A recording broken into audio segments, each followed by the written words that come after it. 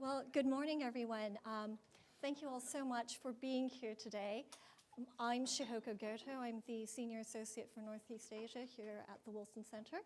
I'm very excited to be able to host this event jointly with the Korea Economic Institute, and my special thanks to Troy Stangeron, who really was instrumental in conceiving this event about 6 months ago. We are also jointly having this program with the Korea Center here at the Wilson Center. The origins of this really was about addressing some of the questions that we all have about trade.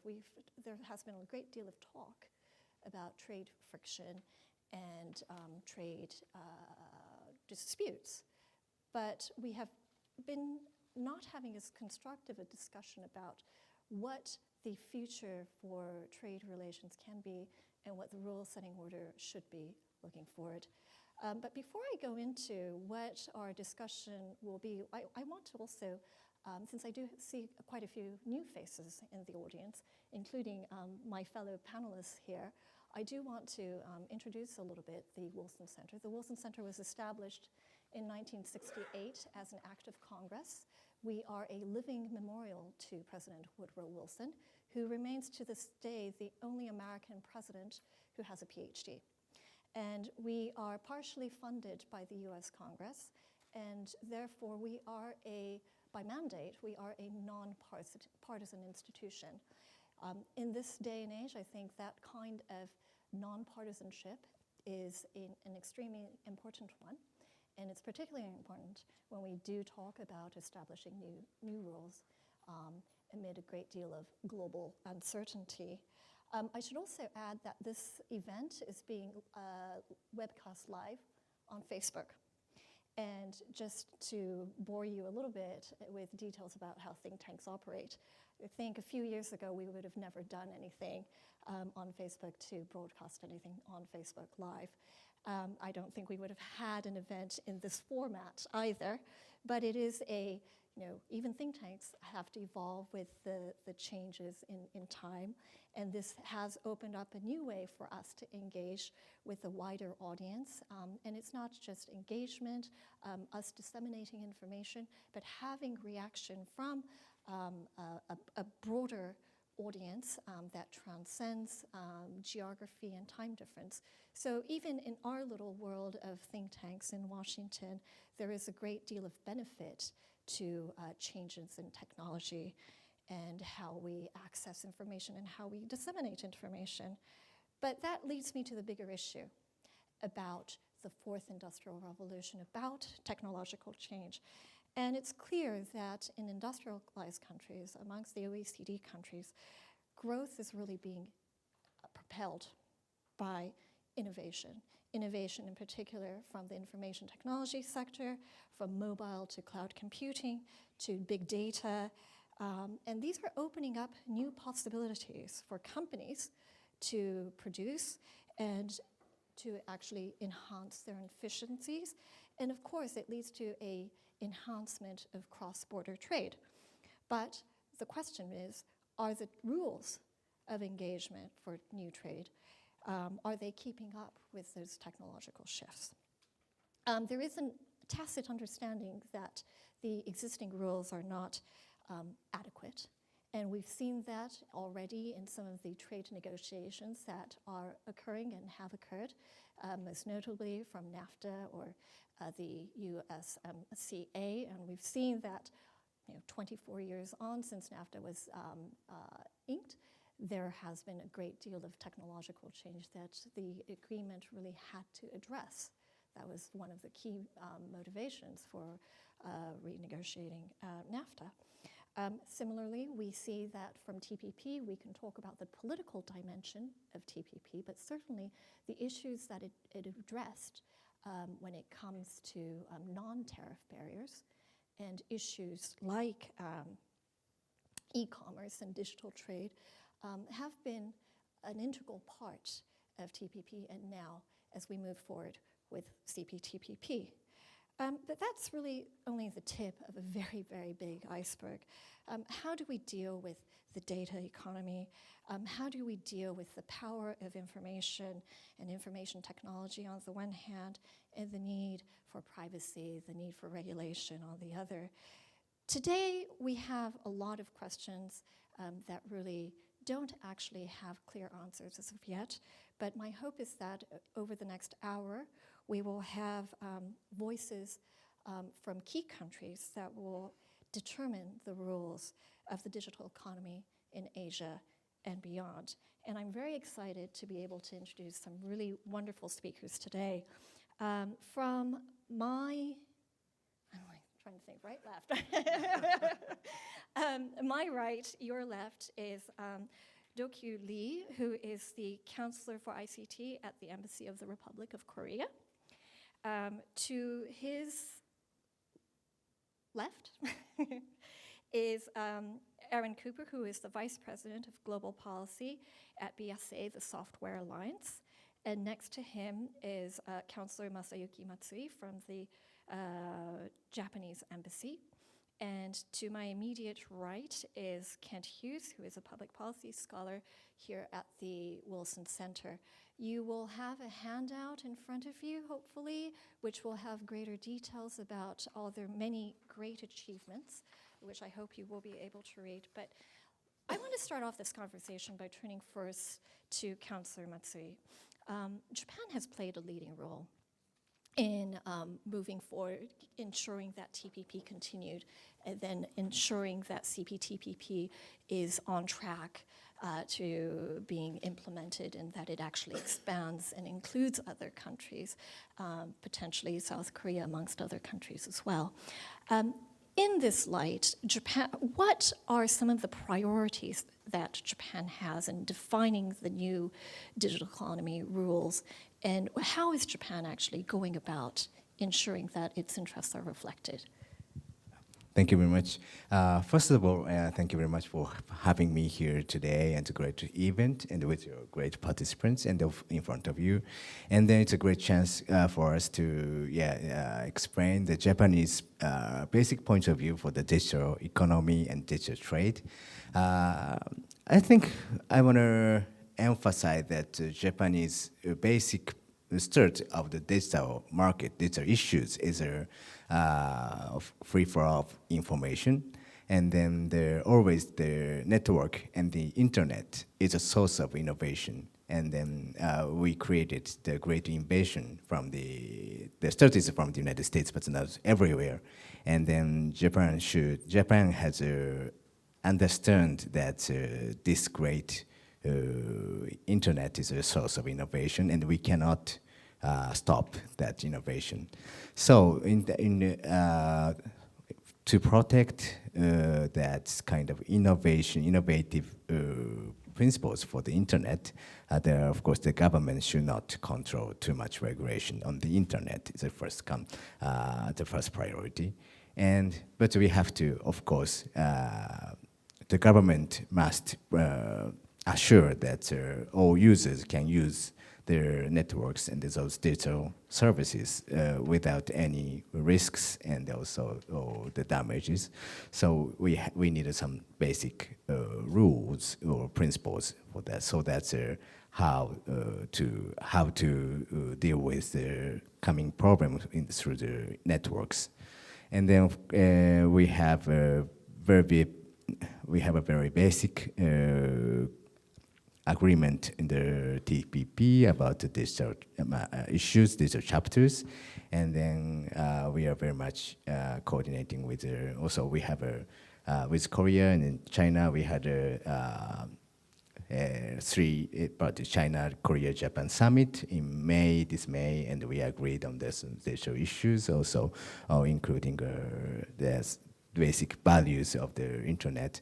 So we are having also, of course, United States, we have a internet economy dialogue. We are having the ninth times for coordinating that's basic values for the internet, and then address the current issues for the digital trade. Those are kind of bilateral and also the multilateral. And of course, we are fully committed to the WTO regulation rules for we are now joint statement on the digital trade, digital commerce, digital trade and e-commerce.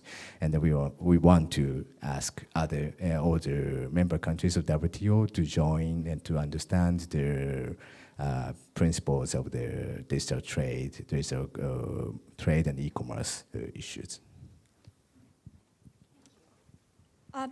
That's one of the questions, though, will be about, whether that basic understanding about the internet is shared by other countries, and how Japan can engage with countries that are not necessarily sharing that same value. Yeah. That's a very important things. How to so one of the things is I think this is internet. We have to think of how to protect the basic value of the internet, and then how if the government or like any trade barriers, free from data flow and also open data is not protected. I think the internet is a very fragmented network, going to be very fragmented network, and then that will not lead to the good result for any countries. Any countries should get benefit of the innovation from the internet, also networks. So we want to keep this kind of ecosystem for the digital market, digital services. And so there's going to take a lot of effort, I think, with especially working on the WTO field. I think it's a very long challenge that all countries, we try to persuade other countries to understand what is the basic barriers and what we are going to work on. This kind of things is we need a very long, I think, time to understand the international level. So with the WTO and the other, also TPP is also another, how can I say, milestone. We need to put a milestone that's in every different field, including the bilateral talk with Korea, also China, also United States, with other countries. And the bilateral talk is very important for the milestones. Also put on the other trade treaties, TPP. We are going to also follow of course, China, Korea, Japan, the FDA, also RCEP for the regional East Asian trade agreement. That's going to explore more for the TPP with our Asian countries. RCEP is our ASEAN plus 6, including China, Korea, and then Australia, New Zealand. So this kind of, in a very different level, but we have to put the milestones on that. I think that we are now working on these issues. Thank you. So, Councillor Lee, those of us who've been to Korea cannot be but struck by how connected South Korea is, and it has really set the global standard, I think, in connectivity. In your role in really engaging in pursuing public policy on ICT, what are some of the rules that Korea should really move forward with to ensure that position of leadership in the sector?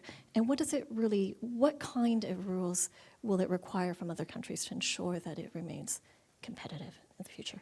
Yeah, first of all, I'm very honored to be here, and yeah, in Korea. Before to answer your questions, I'd like to introduce the Korean policy. We live in the digital transformation era, so we after the post-industrial revolution. So to cope with the post-industrial revolution, the Korea made the iKorea 4.0 this year. It's the concept is iKorea 4.0 is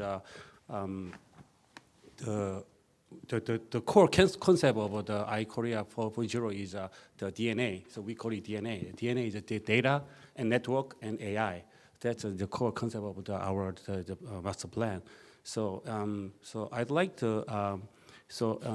As you know, the Korea tried to be the first first country to commercialize 5G network. So we are just really to emphasize on the 5G network. So most of the new services like the autonomous vehicles, the drones, and the IoTs, those services are based on the 5G network. So we are just focusing on the 5G network implementation. To do that, so this kind of 5G network it cannot be implemented by the Korean the standard. So this should be implemented with the international global standardization that we are focusing on. So to do that, we are just the cooperate with in the international organization. Also, we are just the cooperate in commercial base like 3GPP like that. So we are really aggressively participate in those global standards organizations. So that's our main focus.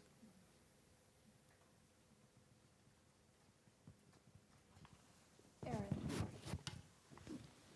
We've talked about Korea and Japan and some of their perspectives. You bring a very different cross-border perspective to this, but looking specifically at the software industry. Of course, the definition of the software industry is very fluid, and I think that definition is really expanding and certainly not shrinking.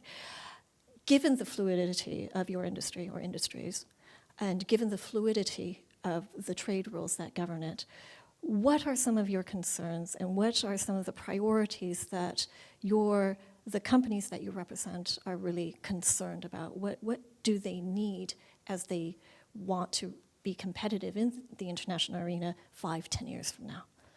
Thank you. So I think I have more optimism than I have concerns because the vision that the Republic of Korea has on DNA and that Japan has on AI are the types of developments that the software industry provides. And I think we all recognize that for any country to be successful in that vision, it's important that we have international rules on digital trade, because at the end of the day, having a protectionist system is not going to allow any country to either develop the best AI technology or to be able to implement it for other industries that rely on the types of software services that our companies and others provide. So as an industry, we were very supportive of TPP and appreciate Japan's leadership because it, for the first time, has rules on digital trade, on the cross-border transfer of data, prohibiting data localization rules that are enforceable for the first time. And that is really important from an industry perspective. When the United States Trade Representative announced that they were going to modernize the NAFTA agreement, one of the first things that occurred to us was how important it is, as that process got going, that digital trade become a component of it. Because NAFTA was negotiated at a time when there weren't a lot of thoughts about the importance of transferring data across border and how cloud computing or the development of AI was going to take hold. And one of the things that we did right away was to work with USTR, work in Canada and Mexico to explain from our perspective the importance of building off of what was done in TPP and continuing to evolve and improve the language to make sure that data can flow across borders, that there aren't unnecessary market access barriers. I think it's probably important for me to explain a little bit about why those kinds of issues are important to us. So BSA, the association where I work, is an association of software companies that primarily provide enterprise software. So it's a company like IBM or Microsoft or Salesforce or Adobe or Workday that provides software solutions to companies in a variety of industries. And the types of services they're providing are cloud computing services, data analytics, increasingly AI services and blockchain. And all of those, to be successful, require the ability to transfer data from one country to another so that you can either improve the data set that you're using. You use data was the first part of DNA. It's the data set that you're using that makes sure that the algorithm that you're running provides the best possible answer to the farmer in the field about where to plant seeds, to the cybersecurity expert about where threats are coming from, fraud detection, customer relations management tools, all of these things that help improve industries in ag, in the automotive sector, in the financial services sector, in the manufacturing sector, rely on the ability to transfer data across borders. And so a key component for us of a digital trade chapter is making sure that the baseline rule is that data can flow, that there are not localization requirements, so that you have to have a server in every country that can provide, that can maintain all the data that you might have from the country, but that it can continue to flow around the world, that there not be requirements to disclose how our source code, how a company's source code looks, or how its algorithm works as a condition of market access, and make sure that we are continuing to improve upon the latest language. So we're very happy with the digital trade language that's in the US, Mexico, Canada agreement. And we think that there's still more that we could do to improve upon that, and are hopeful that in the conversations with Japan that are upcoming and the early harvest conversations that we can talk about digital trade, because it's important that countries that have a like-minded view of the importance of the emerging data society and the importance of developing AI work together to create standards, international standards, that will enable those technologies, not just for the benefit of the software industry, though I like that idea, but also because what our companies do is provide the best tools to industries in every different sector. And so it's important from a competitiveness standpoint to have those best tools in every market that we do trade agreements with. The question, though, is like-minded countries. And even amongst friends, there are disagreements. And when we look at the issue of data, data is power. And data, free flow of data is good, but it could also be a double-edged sword, that it can be abused. Unfettered data flow can actually be a national security risk. What are some of the criterion that you might see be effective in determining what the limitations of that free flow can be? Well, typically, when we talk about limitations on the flow of data, it's privacy is the main concern that comes up, right? So Europe, for instance, very famously has restrictions on the ability to transfer data that has personal information out of the country, except under a few exceptions. For transferring to the U.S., there's the privacy shield. There is about to be an adequacy determination with Japan. We use standard contractual clauses with Korea, but it's all about privacy. And one of the things that I think the U.S. has done well is to not have those kinds of restrictions on the ability to transfer data. I think Japan, which just revised its Personal Information Protection Act, also did some really important work in making sure that there's more than one basis for transferring data.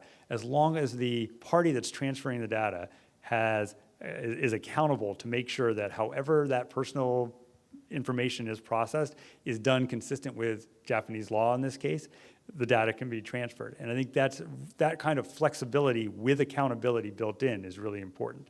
In the APEC region, the APEC cross-border privacy rules are a very frequently used basis for transferring data within the region, and that includes with the US, with Mexico and Canada.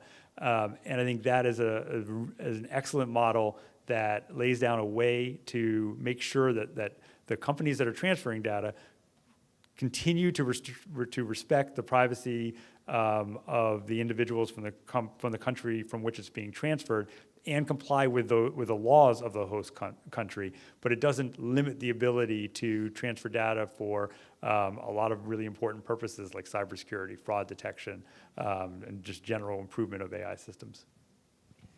Thank you. Kent, you have so much vast experience on the Hill and in government, but I'm going to ask you to wear your... No, you're wise. You're very wise. I would like you to wear your former Commerce Department hat and look at how the United States is really pursuing this unilateral approach to trade. We've already talked about the United States pulling out of the TPP and what TPP actually, or CPTPP, can represent. How can the United States, as a forerunner in the service sector, ensure that rules that would make it competitive be secured in the global economy at a time when it is taking a very non-multilateral approach? I would go back to 2015. Thank you. I'd go back to 2015, where both the Department of Commerce and the Congress laid out some priorities with regard to digital commerce. They're quite similar. They want an open internet. They want fewer restrictions. They want an ability really to build on the success of the internet, which has really been talked about by my three colleagues here. And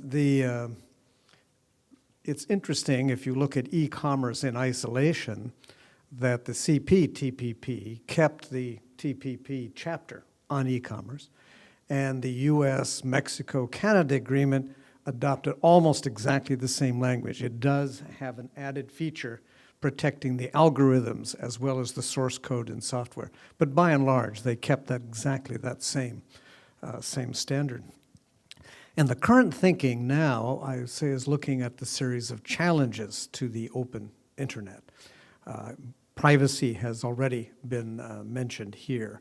There's been a debate in Europe about the right to be forgotten. And Google has taken down in Europe some of its postings, but they didn't necessarily do it globally. So there are all these kind of privacy questions. Here, US health records are heavily protected. We'll see how that is affected by this more general language about trying to limit and be careful about applying privacy. Localization certainly has emerged as a major challenge, and that's reflected in the language in the CPTPP and in the US-CMA, the Mexico-Canada agreement. The interest in localization seems to have several roots. In some cases, the country wants to control the message. You certainly see in the case of China, they're concerned about certain subjects being raised on the internet. Sometimes people are looking to the future and they want to make sure that they have strong local champions competing in this area. You see how advanced Japan is and how advanced Korea is, and many of the US companies where they feel, in a sense, they emerged from the internet, which was really a product of the Department of Defense initially. There's also, I think, a growing competition for who's going to be a leader or effective competitor in artificial intelligence. And everyone is saying that's where data really counts. So you may want to see some further discussions, not only about protecting your data, but I could see transatlantic, trans-Pacific agreements on sharing that data where you're looking at a particular innovative challenge. Cyber theft, do we trust the internet? All of us are a little paranoid now about who's listening, who's in our computer, who's doing what. And the National Academy of Engineering here has a list of 14 global engineering challenges for the 21st century, and cybersecurity is a prominent item on that list. And I think that's going to take, again, probably at some point, some global agreement on cyber standards. We're not there yet. In some cases, there's an attempt to regulate speech, and who's going to do it? We've just had an interesting group called Gab, which posted some very controversial language, and private sector entities on which they depended are now saying, we're through with you. And basically, they've put it out of business. So there will be a question, do you want to rely on private sector regulations? Do you want to have some greater government involvement with regard to what is dangerous speech? Germany, because of its history, has some strict regulations on the use of Nazi symbols and so forth. Something else that has just begun to come up again is the taxation of digital earnings. In both the CPTPP and in the USMCA, we're getting all these alphabets here, there are agreements that they're not going to apply duties to digital commerce. But the United Kingdom has just announced that they're going to tax the digital earnings of major digital companies as generated in the United Kingdom. That hasn't taken place yet. It's It's going to trigger a lot of discussions and a thinking about how, in fact, taxation, if at all, how it should be applied. So I think we've both talked about the CPTPP and the USMCA. Why trade? Why does trade emerge? Because by and large, trade has some actual dispute resolution and enforcement provisions, which is not true of the World Intellectual Property Organization. The World Trade Organization does have a group that's looking at digital commerce, but the WTO itself is now the subject of discussions and I suspect future negotiations. So listening to my colleagues here, it's a very, I'd say, hopeful story. And seeing this enormous potential. I mean, you think of young people today, where when I was in, it's hard to remember, but I was young at one point, and it was a big deal to have a pen pal in Europe. Now, high school students can be sitting at their computer and working with a colleague in Norway and a colleague in Korea and Japan and coming out with an effective solution to a particular challenge. And this is a wonderful vision because we have enormous global challenges. We can't deal with climate change by ourselves. We can't deal with cybersecurity by ourselves. We have, demographers say, 2 billion more people coming. How do we feed all those people? Clean water, adequate shelter, medicine, and so forth. All of that's going to take a kind of collaborative effort. And the internet, as everyone has said, is an enormous tool, along with, of course, the right software, that will lead us into that future. Just before I open the floor up for questions, going back to what you were saying about digital earnings, I think is really interesting. So we hear about tax havens in the fiscal world right now, right? Will there be a stratification, a divide between those countries that have looser or more open approaches to taxing digital earnings and those that do not? Or is this going to be a way for countries to actually be more attractive to investors? Or is this not, when we do see a completely borderless business model, is this going to be irrelevant? I don't think it will be irrelevant that national security is going to be a concern for almost every country and every region of the world. So you've already seen the U.S.-China Economic and Security Review Commission saying that the U.S. really ought to be careful about sharing some of its corporate level data. This can have national security implications and so forth. So I think that's going to be something that will require continued negotiation. As to the taxation question, I think it will trigger eventually negotiations. And if, in fact, the world is successful in updating the WTO, much as they have been successful with regard to the TPP and then the USMCA, I think you will see, again, a move eventually toward global rules with regard to the internet, including taxation.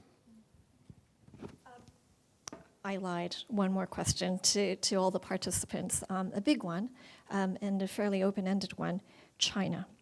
How do you see Korea, the software industry, Japan, the United States, working together or working or competing with China in the digital economy? To what extent can your countries, your industries work together in tandem with China in this new digital economy?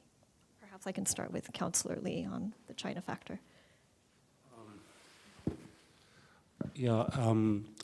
It's difficult to answer the questions. Actually, the China was not a very advanced country in just the 5 or 10 years ago. But nowadays, the China is a very emerging country in this ICT world. So. Yeah, very. Also, the China government invested a huge amount of money to promote the ICT areas like AI and drones and many things. You know, they also the semiconductors, so something like that. So we think, yeah. So now the Korea government think of the China is one of the very strong competitors in ICT world. So, but yeah, but we have to also China government also involved in the global organizations like I mean, they also to follow the global standard, not that they are stand alone. So in the past, the old China government chose their own standard. For example, in the 3G, and then they just chose their own standard, not the global standard. But now, from now on, they cannot do that. So in every IC sectors like the communications or AI, and any the technologies should follow the global standard. That means and when we nowadays we just discussed about the global standard in many areas like cybersecurity, the telecommunications. So that kind of the effort was done. So maybe the China government should follow those the global standard. That's my opinion.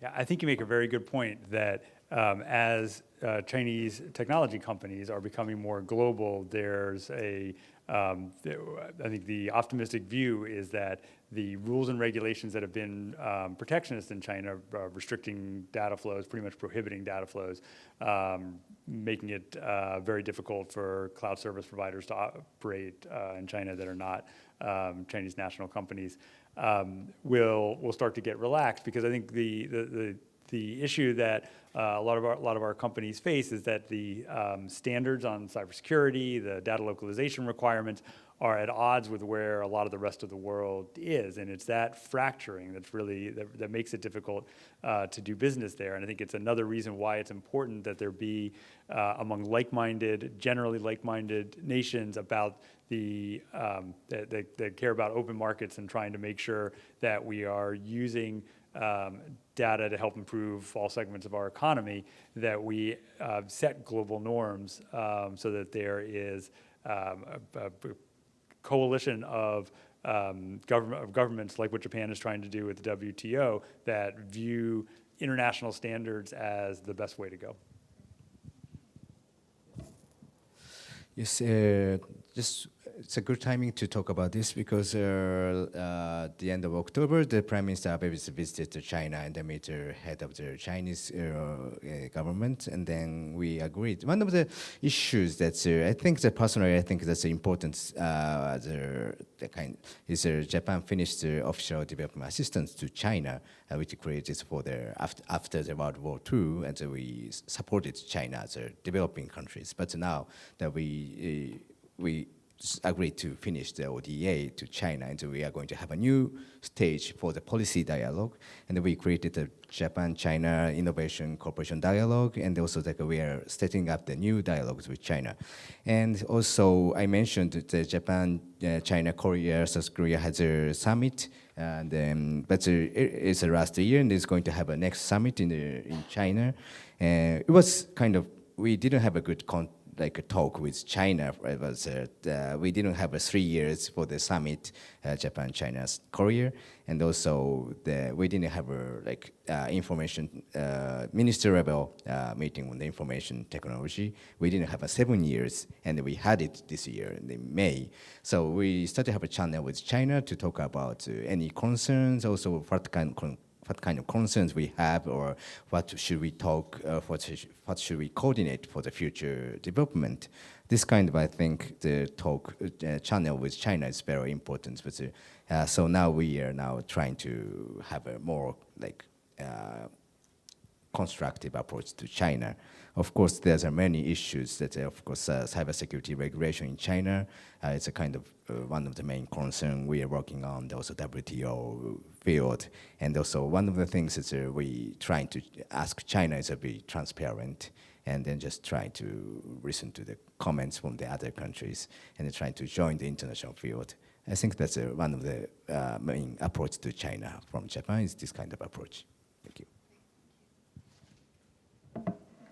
Well, it's important for us to realize that China has quite a different economic system. They've borrowed many elements of what used to be called the East Asian miracle. It was pioneered by Japan. They have a large, still in a sense, Soviet heritage of state capital companies, and state capitalism is part of their strategy. And they've been very adroit at using the markets as a way of serving national goals. So I think that's going to require an adjustment on the part of other trading partners to find a way to adjust their own system to respond to that system challenge. That second, there is some good news on the question of global standards. I think there's a revived interest in the Transatlantic Trade Investment Partnership, which had started some time ago between the United States and the EU. And now they seem to be willing to take smaller chunks, which will include eliminating some tariffs, but also harmonizing some regulations. And if the Europe and the US can agree, they should be, of course, talking to Japan and Korea and other countries as well. So you may see the emergence of an approach of genuinely global standards that I would hope that China would be interested in embracing.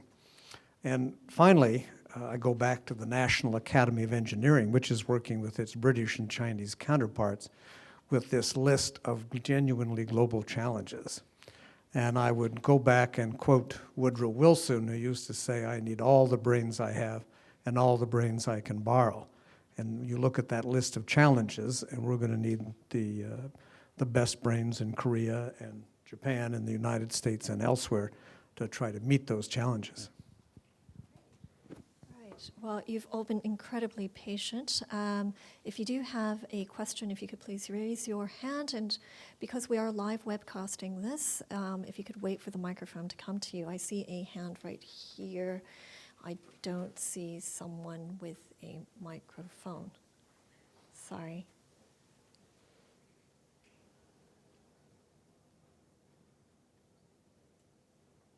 Thank you.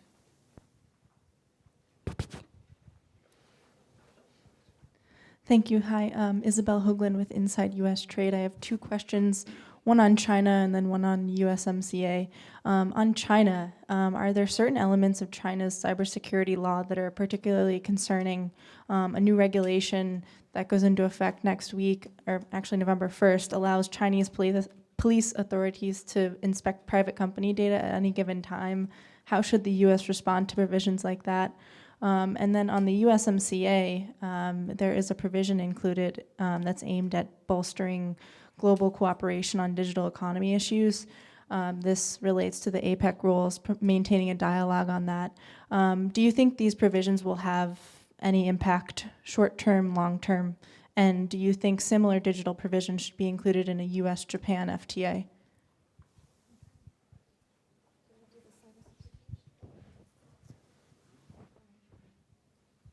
Take the second part first, if I could.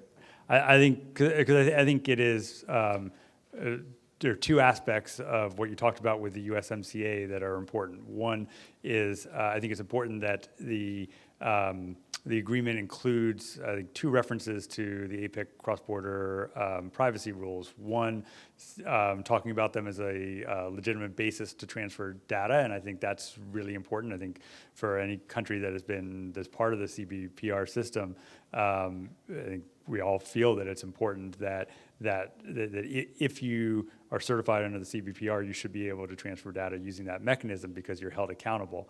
And the second part is about cooperation to try to harmonize on privacy laws. I think it's important that both on privacy and cybersecurity and on emerging issues, it's important that there be a good dialogue between nations. It's not that every country has to have the exact same privacy law. And I think Japan is a great example of having something that's similar to what the EU has through the GDPR, but not identical, and yet the adequacy determination has been announced that it's going to happen. And I think making sure that there's enough coordination so that there's a harmonized system, even if not identical, is really important. And hopefully in the Japan discussions, we could pick up on these themes in the early harvest portion to talk about digital trade issues like that.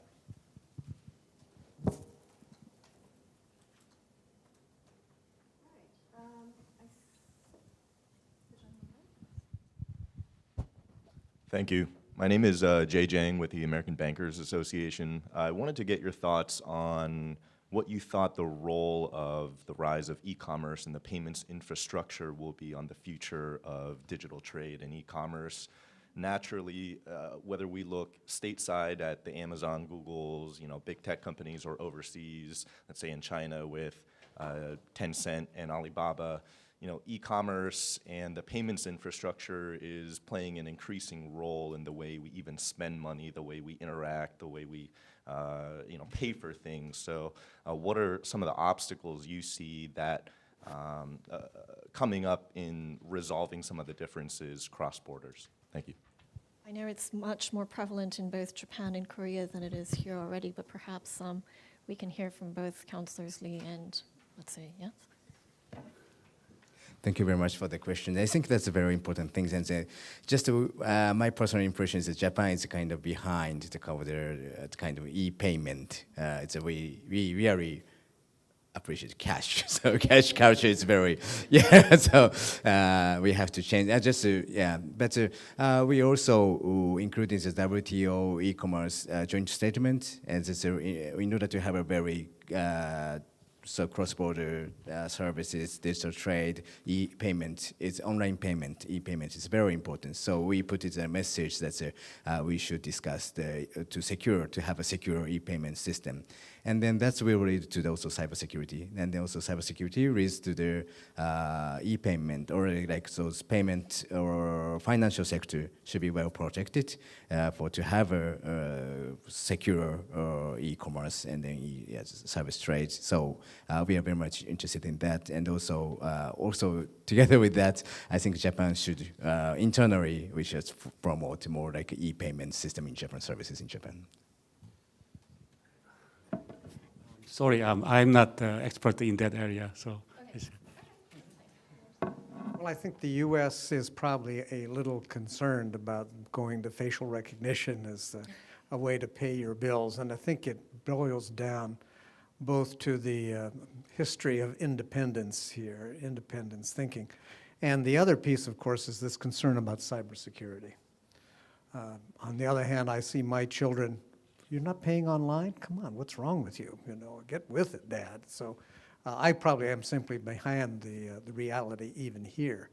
But it is remarkable that I think if a Chinese student, when they come here, they're amazed that we're so far behind with regard to electronic payment. And I think that clearly is the future.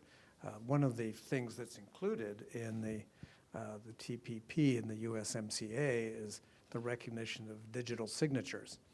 So you even see people here now, as behind as we are, selling real estate with a digital signature. And that's quite an evolution of American law.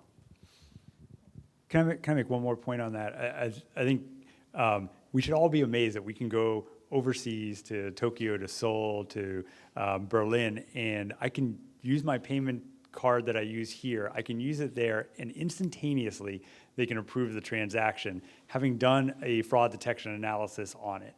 And it's only because we have, in most places right now, still the ability to transfer data across borders that it can happen instantaneously. They have to not only run the card, but figure out, does it make sense that that card is being used in that location, so that instead of it taking an hour to decide whether to process the transaction, it happens right away and the person behind me doesn't get unhappy about it. And that's because of the ability to transfer data across borders. And so I think the emergence of digital payments, whether it's in a Visa MasterCard structure or direct payment system, it's only going to increase. The usage is only going to increase, and it is one of the examples of where the ability to transfer data around the world becomes really important to making it successful.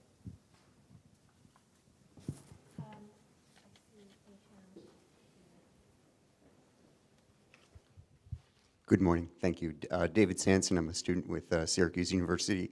Had a question about China's Belt and Road Initiative with the Digital Silk Road. Would ask your panel to kind of assess the implications for fragmentation, creating a de facto alternate internet, and efforts to provide an alternative by any one country or group of countries. Thank you.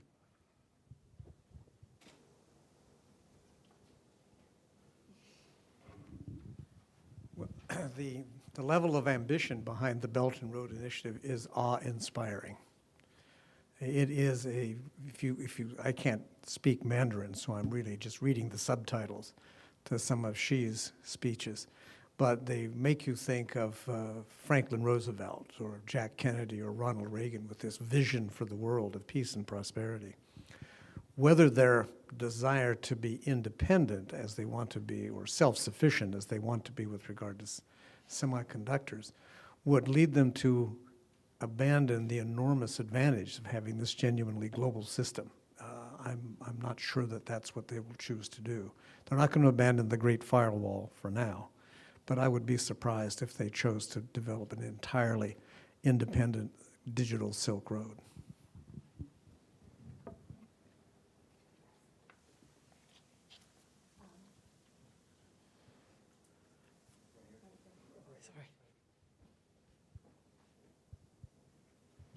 Hi, Doug Palmer with Politico.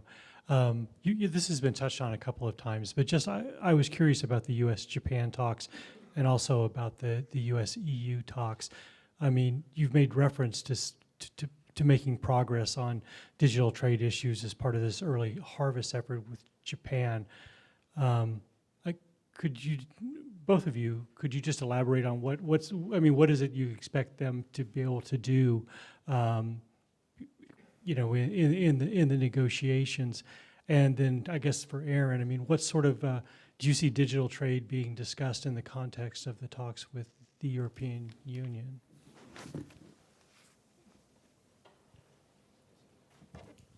Yes, thank you very much for the question. I think that's a very kind of sensitive moment that we are now waiting for starting a negotiation.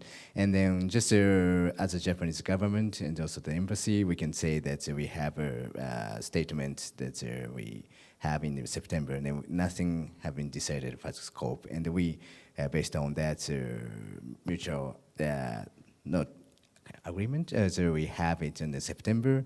And then we are going to start after, I think, the United States side will have a congressional process and they're going to have a negotiation. So we are not sure that what will be discussed at this moment, but waiting for the negotiation. And also, but for the digital issues, I think we are going to have a G20 meeting summit next year's presidency is Japan.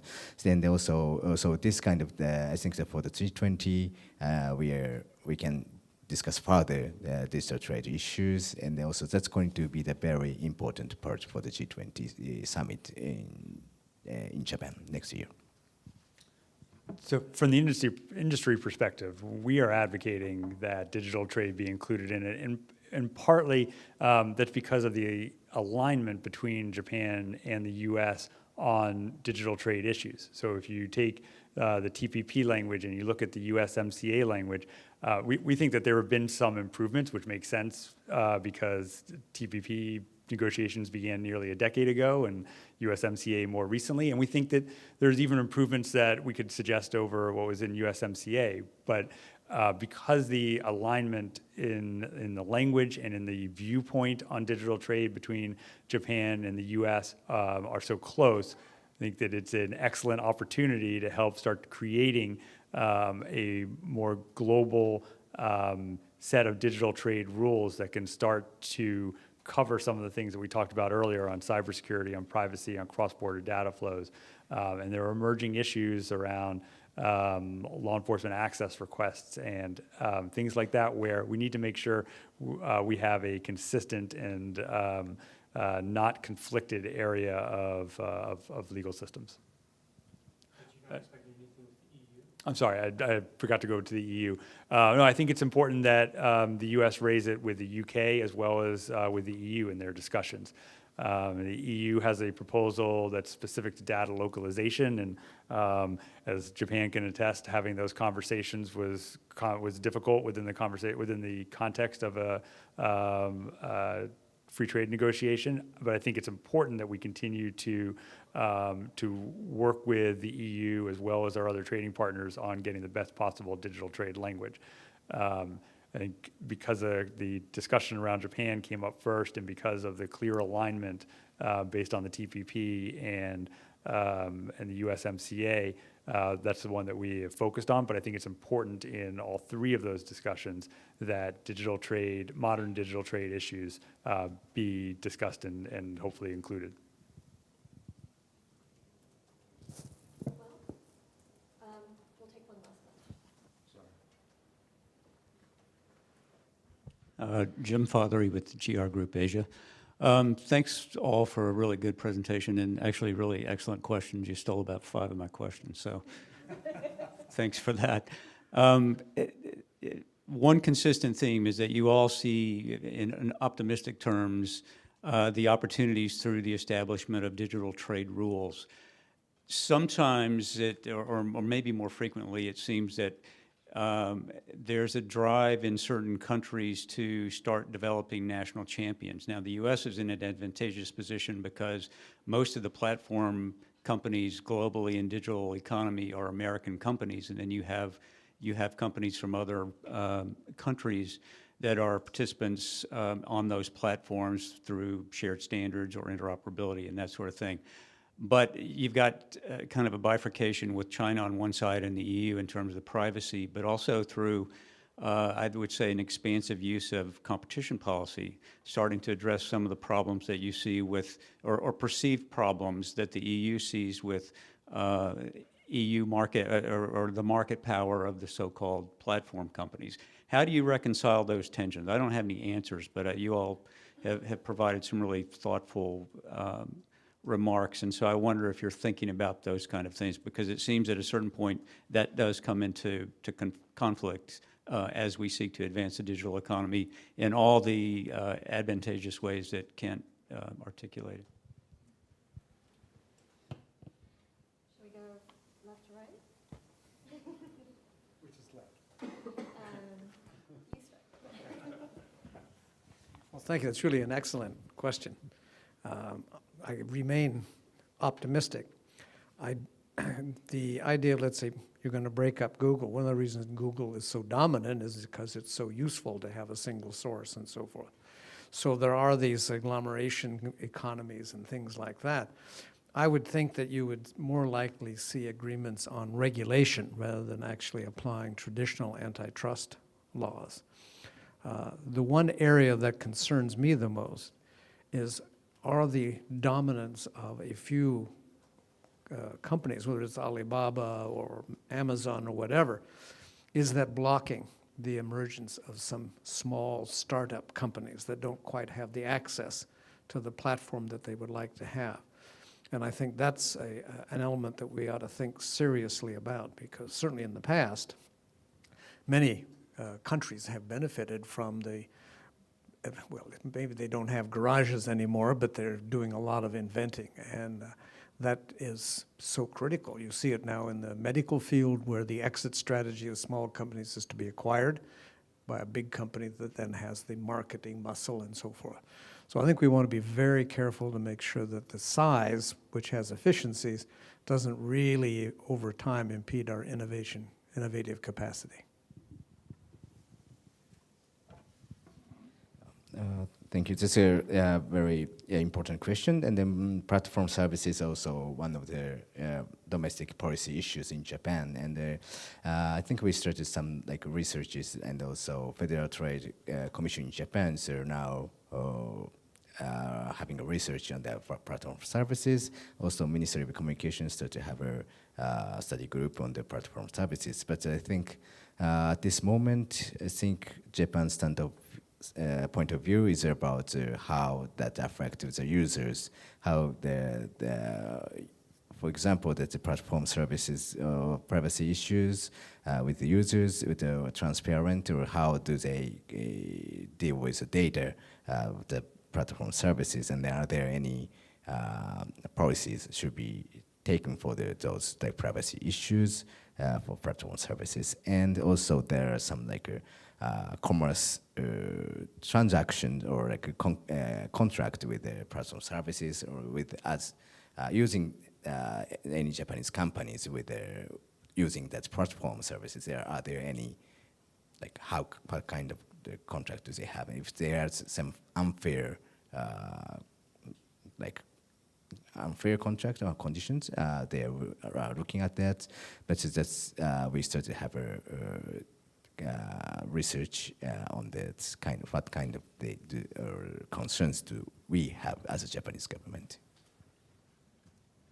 I'd separate out two different issues there. I think in using competition law should be based on competition principles. And if you, as a government, want to do something for purposes other than to improve consumer welfare, you should be doing it directly, not through the competition laws.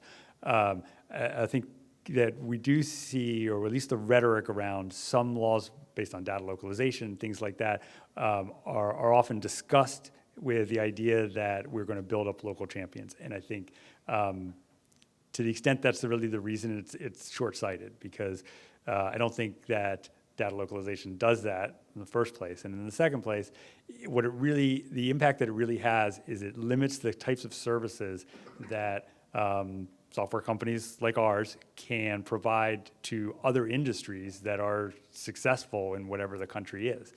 And you should be looking at how can we get the best services to make our industries and other sectors more competitive.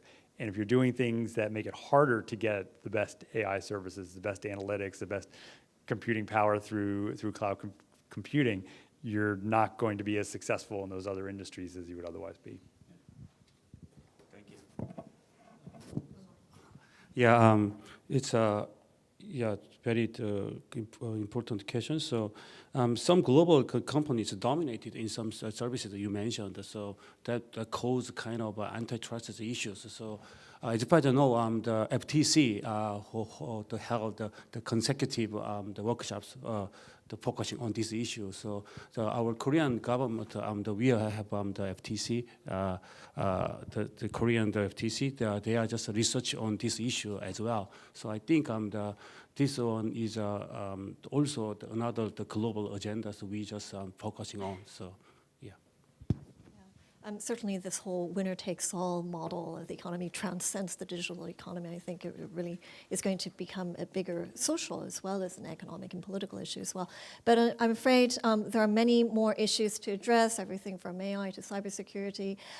But our time has come. We must go our separate ways. I hope you will join me in thanking our amazing panelists for giving a very unique insight into some of the very hot topics of today. And I also want to thank you for coming. And again, my thanks to the Korean Economic Institute for partnering with us to bring this event to you. So thank you. Thanks very much.